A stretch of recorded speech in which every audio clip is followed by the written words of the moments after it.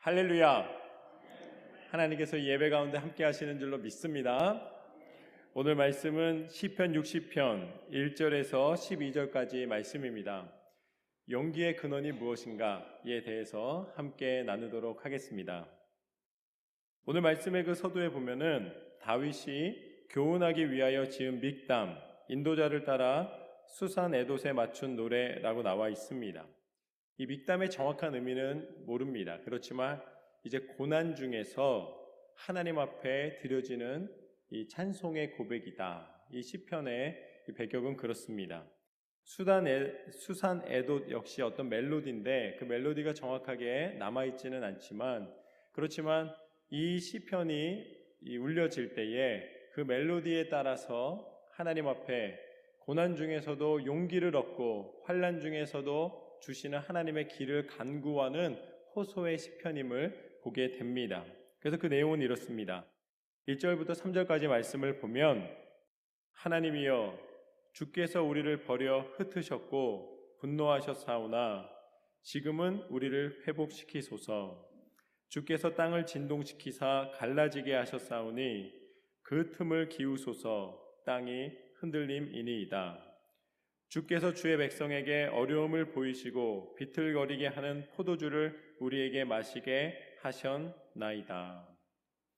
이제 다윗이 에돔과의 전쟁 속에서, 그 치열함 속에서 너무나 힘겨운 상황에 있음을 이 말씀의 고백을 통해 보게 됩니다. 다윗은 하나님 앞에 회복을 간구하고 있습니다. 하나님의 도우심 없이는 우리가 이길 수가 없습니다 라고 간절히 하나님 앞에 간구합니다. 그러면서 4절과 5절 말씀에 보면은 이렇게 나와 있습니다. 주를 경외하는 자에게 깃발을 주시고 진리를 위하여 달게 하셨나이다. 주께서 사랑하시는 자를 건지시기 위하여 주의 오른손으로 구원하시고 응답하소서. 다윗은 이 전쟁이 자신의 힘으로 감당할 수 없음을 분명히 고백하고 있습니다. 하나님의 오른손이 나를 돕지 않으시면은 나는 이 전쟁에서 생명을 유지할 수도 이길 수도 없습니다. 그렇지만 이 전쟁의 상황 속에 여전히 용기를 잃지 않고 하나님 앞에 간구하고 있는 다윗의 모습을 보게 됩니다. 이 서두에 보면은 이렇게 나와 있습니다. 다윗이 아람 나하라임과 아람 소바와 싸우는 중에 요압이 돌아와 에돔을 소금 골짜기에서 쳐서 12,000명을 죽인 때에 라고 이 부제가 붙어 있습니다. 그러니까 아람은 지금의 시리아 지역입니다. 그러니까 아람 소바는 이 시리아 중부 지역이고, 그리고 아람 나하라임은 지금으로 보면은 이 이집트 땅까지 이렇게 펼쳐 있는 것을 보게 됩니다. 그쪽까지 보게 되는 것이죠. 그렇다면은 이 나라들은 어디에 있냐면 이스라엘을 중심으로 본다면 이스라엘의 북쪽에 있습니다. 북쪽과 동쪽에 있습니다. 그러니까 북동쪽이라고 표현하겠습니다. 북동쪽에 있습니다. 그러니까 다윗이 이 사울이 죽은 후에 이스라엘의 통일 왕국을 이루게 되고 통치를 하게 되고, 첫 번째 이 정권 초기에 북방 정책을 썼다는 것을 보게 됩니다. 그래서 북쪽에 있는 적들을 이제 물리치면서 이제 영토를 확장하는 것도 그렇고, 또 대적하는 그 국경을 방어하는 것도 이 북쪽에 집중을 하였습니다. 그래서 군대 장관이었던 요압을 이 북쪽으로 파송하게 됩니다. 그쪽에 이제 군력을 집중하는 것이죠. 그런데 그 와중에 에돔이 이제 에돔과 싸움을 하게 되었습니다. 근데 에돔은 어디에 있냐면 에돔은 남동쪽에 있는 나라입니다. 그러니까 지금 모든 화력이 북동쪽으로 집중하고 있는데 남동쪽에 있는 에돔과 싸우게 된 것이죠. 근데 에돔이 그렇게 어려운 상대가 아니었으나 지금 현재 전쟁이 분산되게 되니까 이 싸움을 이기기가 힘겨워진 것입니다. 그래서 다윗이 다시 요압을 부르게 됩니다. 그래서 이 북쪽에 있던 요압이 다시 내려와서 이 에돔과의 전쟁 속에 투입이 되게 되는 것이죠. 이 장면이 바로 사무엘하 말씀과 역대상 말씀에 나와 있습니다. 사무엘상 8장 말씀에 보면은 다윗이 소금 골짜기에서 에돔 사람 18,000명을 쳐 죽이고 돌아와서 명성을 떨치니라. 다윗이 에돔에 수비대를 두되 온 에돔에 수비대를 두니 에돔 사람이 다 다윗의 종이 되니라. 다윗이 어디로 가든지 여호와께서 이기게 하셨더라. 같은 장면인데 다윗이 18,000명을 이제 쓰러뜨리고 그 전쟁을 승리했을 뿐만 아니라 지속적으로 하나님이 다윗이 전쟁하는 곳마다 승리하게 하신다는 것을 보여주십니다. 그런데 똑같은 장면이 역대상 18장 12절과 13절 말씀에 보면 수리아의 아들 아비새가 소금 골짜기에서 에돔 사람 18,000명을 쳐 죽인지라. 다윗이 에돔의 수비대를 두매 에돔 사람이 다 다윗의 종이 되니라. 다윗이 어디로 가든지 여호와께서 이기게 하셨더라. 이곳에서는 또 아비새가 나가서 싸워서 18,000명을 멸하였다라고 나와 있습니다. 그러니까 오늘 시편에서는 요압이 와서 12,000명을 죽였다고 나오고, 이 사무엘 말씀에서는 다윗이 나가서 18,000명을 죽였다고 나오고, 열왕기상 역대상 말씀에서는 이제 아비새가 나가서 18,000명을 죽였다고 나옵니다. 그러니까 각 기록이 다 다르게 기록되어 있다는 것이죠. 이게 무슨 소리입니까? 셋 중에 하나는 틀리고 셋 중에 하나는 맞고 나머지 두 개는 틀리다는 말인가? 라고 우리가 의문을 가질 수가 있습니다. 똑같은 장면이기 때문에. 그런데 아니겠죠. 성경이 틀릴 리가 없지 않겠습니까? 여기에서 우리가 다시 한번 그 세 부분을 다 묵상하면 발견하게 되는 것이 무엇이냐면, 이 에돔과의 전투가 치열했을 때 다윗과 요압과 아비새가 그 전쟁에 다 있었다는 것입니다. 그런데 이제 사무엘 말씀에서는 다윗이 이스라엘의 통치자였기 때문에 누가 나가서 이기든지 그 나라의 통치자인 다윗이 이기는 것이 됩니다. 그래서 다윗의 통치를 더 중점적으로 비추어서 다윗의 승리를 선포하고 있는 것이죠. 이스라엘의 승리를 선포하는 것입니다. 그리고 역대상 말씀에서는 당시의 군 지휘관이었던 아비새의 공로를 인정해서 처음부터 끝까지 그 전투에 참여했던 아비새가 그 공로가 있었음을, 이 당시 현장을 부각시켜 주시는 것이죠. 그리고 오늘 시편 말씀에서는 북방에서 와서 요압이 함께 합류함으로 인해서 전세가 다시 역전이 되고 승리하게 된, 그리고 거의 3분의 2에 해당하는 군사를 물리치는 공로가 요압에게 있음을 부각시키고 있는 것입니다. 그러니까 서로 다른 관점에서 한 사건을 묘사하고 있다는 것입니다. 그런데 이 사무엘하, 역대상, 이 시편의 모든 말씀을 종합해 보았을 때에 에돔과의 전투를 통해 우리가 볼 수 있는 것은 무엇이냐면, 다윗이 아무리 하나님 마음에 합한 사람이었고, 다윗이 어디를 가든지 이기는 사람이었고, 그가 명성을 얻고 있었다 하지만 다윗 역시 전쟁의 승리는 그렇게 쉬운 것이 아니었다. 전쟁이라는 현실 속에서 그것을 이기며 나아가는 것은 혼자의 힘으로 감당할 수 있는 것이 아니었음을 보게 됩니다. 승리는 쉽게 얻어지는 것이 아닙니다. 그리고 궁극적으로 모든 전쟁의 승리가 하나님을 의지하며 나아갈 때에 가능함을 보여주고 있는 것이죠. 이것이 오늘 말씀의 첫 번째 교훈입니다. 겸손한 간구는 영적 회복을 이룬다. 겸손한 간구는 영적 회복을 이룬다. 그가 이제 에돔과의 전투를 통하여서 쉽게 이 전투를 이기거나 이 전투가 아무것도 아닌 것처럼 여기지 않고 요압을 불러서 최선을 다해서 이 전투를 치르고 있고, 이 전투를 이기기 위하여서 애쓰는 모습을 보면은 그가 하나님 앞에 간절히 간구하며 나아가고 있는 모습을 보게 됩니다. 최선의 노력을 하고 있는 것을 보게 되는 것이죠. 진정한 회복은 무엇인가? 단순히 전쟁을 잘 치르는 것이 아니라 하나님 앞에 어떠한 어려움 속에서도 하나님을 의지하며 기도하는 것입니다. 이제 내가 이 전쟁을 이기기 위하여서 이런 계획을 세우고 이런 전략을 세우고 이런 전술을 펼쳐서 내가 이기리라 라는 인간적 경험과 지식과 능력으로 감당하는 것이 아니라 오늘 하나님 회복하여 주옵소서 간절한 마음으로 간구하고 있는 다윗의 고백과 같이 전적인 기도와 전적인 믿음으로 나아갈 때에 주시는 하나님의 은혜라는 것입니다.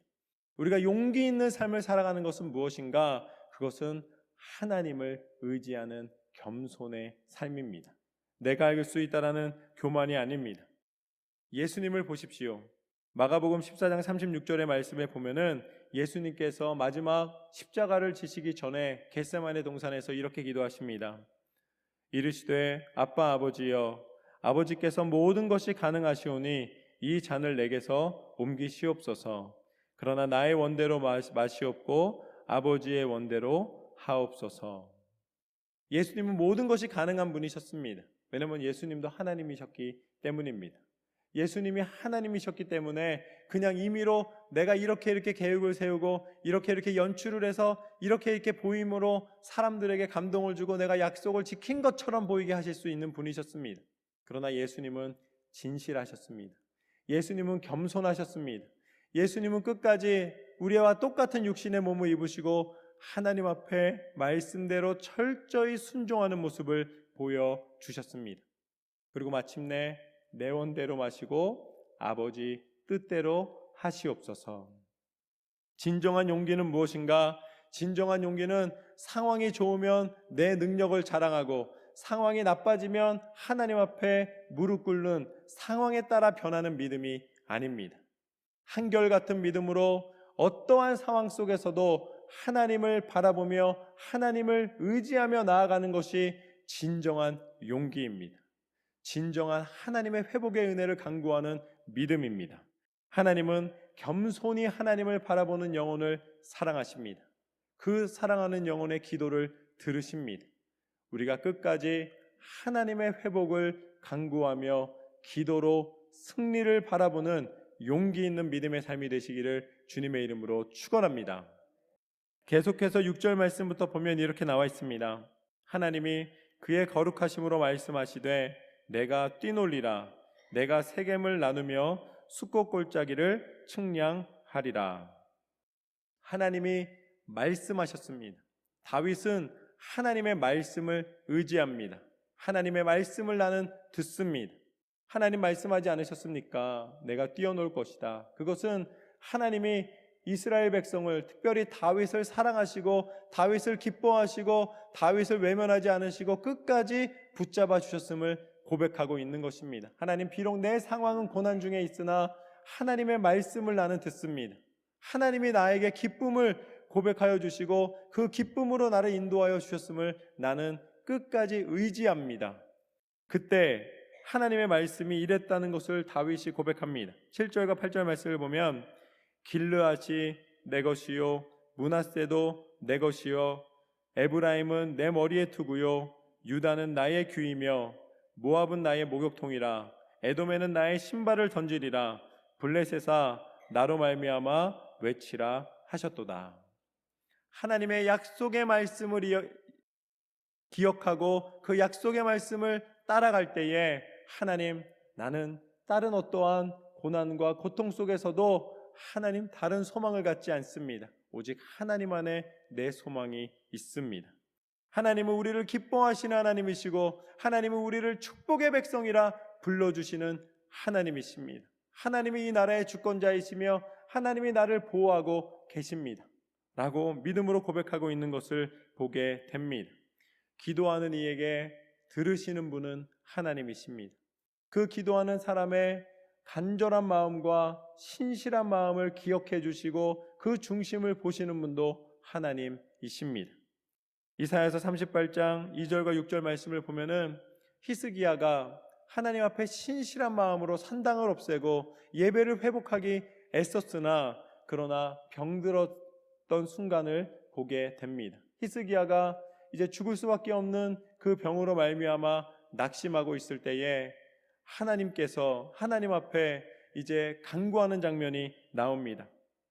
히스기야가 얼굴을 벽으로 향하고 여호와께 기도하며 내가 주 앞에 진실과 전심으로 행하며 주의 목전에서 선하게 행한 것을 기억하여 주옵소서. 히스기야가 이렇게 통곡하며 하나님 앞에 기도하였습니다. 하나님, 나를 기억하여 주시옵소서. 그때 하나님께서 이사야에게 임하십니다. 그리고 히스기야에게 너는 이제 곧 죽을 것이라고, 그 병으로 말미암아 죽을 것이라고 말씀하시고 길을 가던 이사야의 발걸음을 돌이키게 하시사 다시 히스기야 앞에 서게 하십니다. 그리고 히스기야에게 하나님께서는 이렇게 말씀하십니다. 내가 내 기도를 들었고 내 눈물을 보았노라. 내가 수완을 15년을 더하고 너와 이 성을 아수르 왕의 손에서 건져내겠고 내가 또 이 성을 보호하리라. 하나님께서 히스기야의 기도를 들으셨습니다. 그리고 히스기야의 간구에 응답하여 주셨습니다. 하나님, 나의 모든 하나님을 향한 사랑의 마음을 기억하여 주옵소서. 하나님께서는 그 간구를 들으사 히스기야를 기억하여 주셨습니다. 그리고 그의 간구대로 그의 생명을 15년을 연장해 주신 하나님이십니다. 하나님은 우리를 기억하여 주시는 하나님이십니다. 하나님은 우리를 불러주시는 하나님이십니다. 하나님은 우리를 축복하여 주시는 하나님이십니다. 하나님 손에 있는 것이 가장 큰 은혜입니다. 하나님께서는 그 진실한 히스기야의 기도를 들으셨고 또한 하나님께서도 기억하시고 히스기야에게 응답해 주신 것이죠. 이것이 오늘 말씀의 두 번째 교훈입니다. 하나님의 마음을 깊이 생각하라. 하나님이 나를 얼마나 사랑하시는가, 하나님이 나를 기억하여 주시는가, 하나님이 나를 인도하여 주시는가. 하나님께서는 모압을 향하여서 나의 목욕통이라고 이야기하셨습니다. 또 에돔을 향해서는 나의 신발을 던지겠다 말씀하셨습니다. 여러분, 목욕통이라고 표현한 것은 무엇이냐면 그가 존귀히 여김을 받지 못한다는 것입니다. 하나님을 떠나 있고 하나님을 온전히 섬기지 않는 백성이기 때문에 그들에게는 소망이 없다는 것이죠. 그리고 에돔에게는 신발을 던진다고 표현하십니다. 여러분, 누구한테 신발을 던집니까? 너무 좋아서 신발을 던지진 않을 거 아니에요. 하나님이 신발을 던진다는 표현은 그 에돔 땅에 대하여서 하나님이 이제 심판하시겠다는 말씀입니다. 그렇기 때문에 모압과 에돔을 향해서는 목욕통과 신발을 던지는 민족이라고 말씀하십니다. 그러나 하나님 뭐라고 말씀하시는가? 길르앗도 내 것이고 므낫세도 내 것이고 에브라임도 내 머리에 투구고 유다는 나의 규라고 말씀을 하십니다. 그것은 이 백성은 나의 백성이고 나를 섬기며 나의 주권을 인정하며 나의 통치 가운데 있는 백성이라고 하나님께서 말씀하셨다는 것입니다. 다윗은 그것을 기억해달라고 하나님 앞에 간구합니다. 그때 하나님은 그 이름을 축복하여 주시고 그 이름을 불러주신 것을 기억하여 주십니다. 이스라엘이 이스라엘 된 것은 하나님이 그 이름을 바꿔주시며 승리를 선포하여 주신 것입니다. 창세기 32장 28절 말씀에 보면은 야곱을 향하여 하나님 뭐라고 말씀하시는가? 내 이름을 다시는 야곱이라 부를 것이 아니요 이스라엘이라 부를 것이니 이는 내가 하나님과 및 사람들과 겨루어 이겼음이니라. 우리가 이스라엘 그러면은 이 야곱 사건을 통해 뭐만 기억합니까?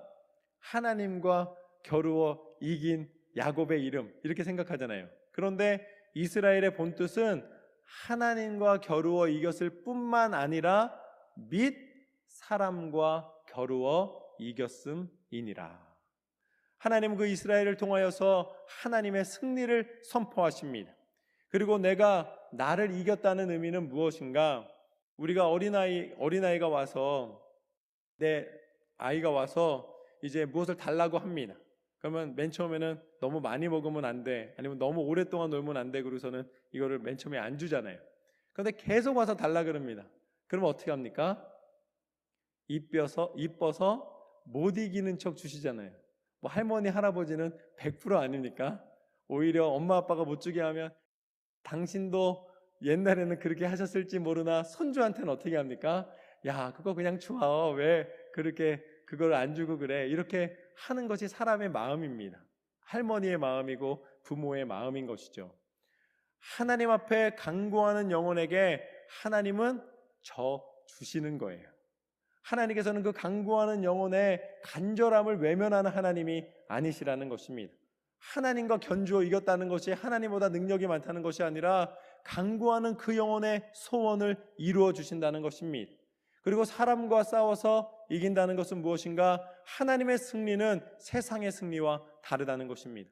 반드시 승리케 하시고 반드시 하나님의 축복을 증명하게 주신다는 것이죠. 그래서 하나님께서는 이스라엘이라고 부르심을 통하여 하나님의 승리의 백성임을 나타내 주셨습니다. 그리고 그 이스라엘은 야곱을 이스라엘이라고 불러주신 거예요. 지금은 이스라엘이라는 그 나라가 그 이름을 사용하고 있지만 우리가 하나님 앞에 온전히 기도할 때에 하나님은 하나님의 모든 백성을 이스라엘이라 불러주시는 것입니다. 이스라엘은 저기 멀리 있는 다른 나라가 아닙니다. 우리를 승리케 하시는 하나님의 약속을 이야기하는 것입니다. 하나님이 우리를 축복의 이름으로 바꿔주시고 승리의 이름으로 바꿔주시고 우리 가운데 하나님의 영광을 드러내신다는 것이죠. 요한복음 1장 말씀에 보면은 예수님이 베드로를 부르시는 장면이 나옵니다. 베드로의 원래 이름은 시몬이었습니다. 그때 예수님께서 그를 부르시며 뭐라고 말씀하시는가? 내가 요한의 아들 시몬이니 장차 게바라 하리라. 또 친절하게 써 있습니다. 게바를 번역하면 베드로라. 그러니까 반석이라는 이름을 예수님이 부르시면서 제자를 삼아 주십니다.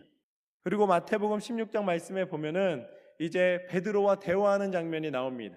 그때 너는 나를 누구라 하느냐 물었을 때에 베드로가 뭐라고 이야기하는가? 주는 그리스도시요 살아계신 하나님의 아들이십니다. 그 고백을 하였을 때에 예수님께서 베드로에게 뭐라고 말씀하시는가? 시몬아 내가 복이 있도다. 이를 내게 알게 하니는 혈육이 아니요 하늘에 계신 내 아버지 신이라. 너는 베드로라. 내가 이 반석 위에 내 교회를 세우리니 음부의 권세가 이기지 못하리라. 할렐루야.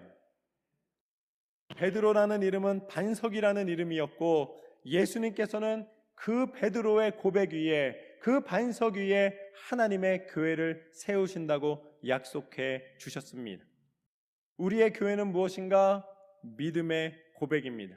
예수님이 우리의 하나님이심을 고백하며 하나님이 우리의 축복의 주인이심을 고백하시는 것입니다. 그것이 우리의 교회입니다. 한 사람 한 사람의 고백이 교회가 되고 그 고백이 모여 우리 갈보리 교회가 된 것입니다. 하나님의 교회는 하나님의 승리를 선포하며 그 반석 위에 그 믿음의 고백 위에 하나님의 영광을 선포하는 것입니다. 예수 그리스도의 십자가의 능력을 증거하는 것입니다. 우리가 교회된 것은 하나님의 승리를 이미 허락받은 증거인 줄로 믿습니다. 이제 여러분이 용기를 내실 때입니다. 교회는 하나님의 교회입니다. 승리를 이미 보장받은 교회입니다. 여러분이 나아가 하나님의 선을 베풀며 하나님의 사랑을 증거하며 하나님의 허락하여 주신 예수 그리스도 이름의 권세, 복음의 능력을 선포할 때에 하나님은 우리의 교회가 하나님의 빛을 발하는 교회로 사용하실 줄로 믿습니다. 우리가 교회된 사명과 은혜를 감당하노라. 우리 갈보리 교회 모든 성도님들이 진정한 교회가 되시기를 주님의 이름으로 축원합니다. 그 용기의 근원이 하나님에 있습니다. 예수 그리스도 이름의 권세에 있습니다. 하나님께서는 그 놀라운 은혜를 허락하여 주셨습니다. 계속해서 9절부터 11절까지 말씀을 보면 이렇게 나와 있습니다. 누가 나를 이끌어 견고한 성에 들이며 누가 나를 에돔에 인도할까? 하나님이여 주께서 우리를 버리지 아니하셨나이까? 하나님이여 주께서 우리 군대와 함께 나아가지 아니하시나이다. 우리를 도와 대적을 치게 하소서. 사람의 구원은 헛됨이니이다. 이제 요압을 불렀습니다. 이제 전쟁에 숫자적으로 한번 보니까 다윗은 이제 전쟁에 능한 사람이기 때문에 숫자적으로 봤을 때는 이길 수 있는 상황입니다. 그렇지만 현실적인 어려움에 직면했을 때 다윗은 다시 겸손히 하나님 앞에 기도하였습니다. 겸손히 회복을 구하며 기도하였습니다. 그때 드린 고백이 바로 이 고백입니다. 하나님, 우리를 도와 대적을 치게 하소서. 내 힘으로 치게 하소서가 아니라 하나님께서 나를 도우실 때에 가능합니다 라고 고백하고 있는 것을 보게 됩니다. 이제 요압도 왔고 아비새도 있고 나도 경험이 풍부한 용사기 때문에 우리가 뭉치면 이긴다, 이것이 아니라 철저히 하나님 앞에 간구합니다. 이 사무엘상 17장 말씀을 보면 다윗이 목동으로 있을 때에 하나님을 의지하며 나아갔던 전쟁의 이야기가 나옵니다. 그가 이제 형들을 쫓아 이제 왔을 때에 이 전쟁터에서 이 블레셋 군인 앞에 벌벌 떨고 있는 이스라엘 군사들을 보았습니다. 그 블레셋 군인의 이름은 골리앗이었습니다. 골리앗이 무슨 말을 해도 아무 대꾸도 하지 못하는 거예요. 너무 무서워하고 있는 모습을 보았습니다. 그때 목동이었던 다윗이 내가 저 군인과 나가서 싸우겠습니다 이야기했습니다. 아무도 믿지 않았습니다. 그래서 사울은 다윗을 내보낼 때 어떤 마음으로 내보내는가?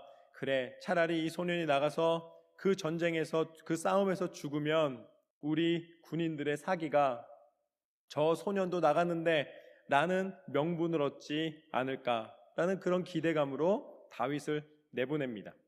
그때 다윗이 골리앗 앞에 섰습니다. 골리앗 앞에 뭐라고 고백하는가? 너는 칼과 창과 단창으로 내게 나아오거니와 나는 만군의 여호와의 이름으로 내가 모욕하는 이스라엘 군대의 하나님 이름으로 너에게 나아가노라.